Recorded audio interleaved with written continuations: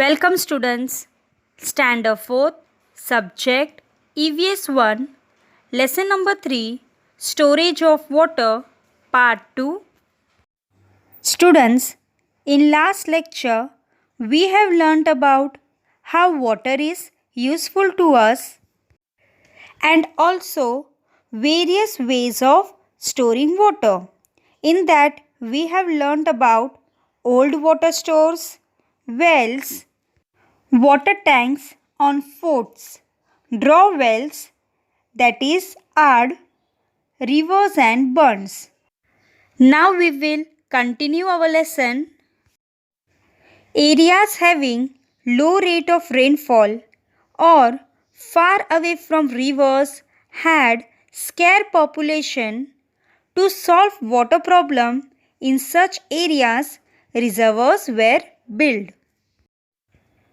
Most of these reservoirs were built by stone and limestone. Lakes or reservoirs in villages were used mostly for water supply, for extinguishing fire, for religious purposes, and other such uses in ancient times.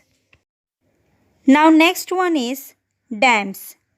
A dam is a big wall built on a river to store a river water. A large amount of river water is stored behind this wall, which is called reservoirs. This stored water is then used for farming. In the reservoirs of some dams, fish farming or aquaculture is carried out. Now next one is old tanks, that is haud. Few years ago, haud was used to store water. This was mostly in big cities in earlier days. Some of them are still in use today. And students, the dam water is usually used to generate electricity. Due to this, it becomes possible to set up factories. Now students, there are many dams built in Maharashtra. The dams in Koyna, Ujjaini, Jaikwadi, Yeldari and Radhanagari are important dams generating electricity. Now next one is bore wells. Wells or draw wells are dug to reach the water under the ground. But it was not possible to draw deep-seated groundwater. Now students, with the help of electric pumps, it is possible to do so.